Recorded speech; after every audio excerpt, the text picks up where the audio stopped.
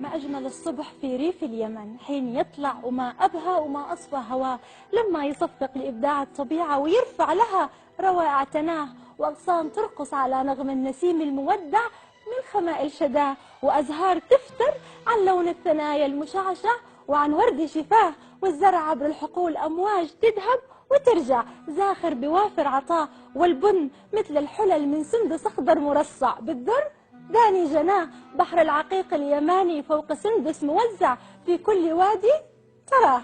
لنشاهد كل هذا الجمال الموجود في هذه الصور الشعرية في التقرير التالي الذي يتحدث عن كسمة ريما، تلك الشهقة الساحرة التي لا تهب لنا إلا الجمال والغيوم.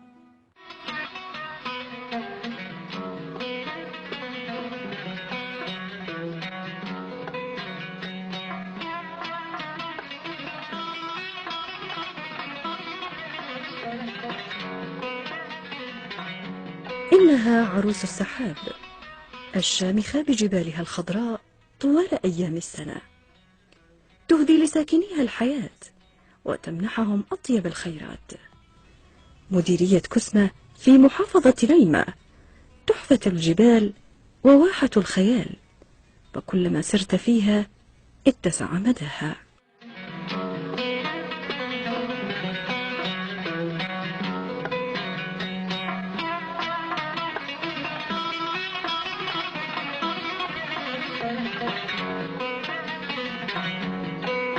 هنا جبل برد، ثاني أكبر الجبال اليمنية ارتفاعا، سمي بهذا الاسم نسبة إلى ارتفاع البرودة فيه، ويتراوح ارتفاع سلسلة قمم الجبال العالية هنا في كسمة ريمة التي تعانق السحاب ما بين 1900 إلى 2950 مترا عن مستوى سطح البحر.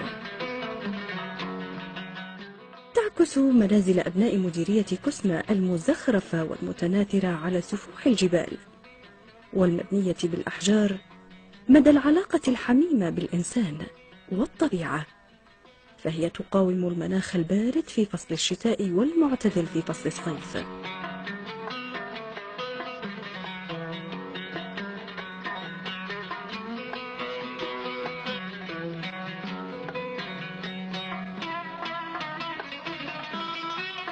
ويرى المؤرخ الهمداني أن أول موطن للإنسان اليمني تشكل في هذه الرائعة من روائع الفن الإلهي المزين للأرض والمتميزة بسهولها وغاباتها ووديانها التي تملأها الأشجار ذات الثمر الطيب، فلا أروع من كسمة كمشموقة قوام، ولا أنسم من جوها متنفسا للأنام.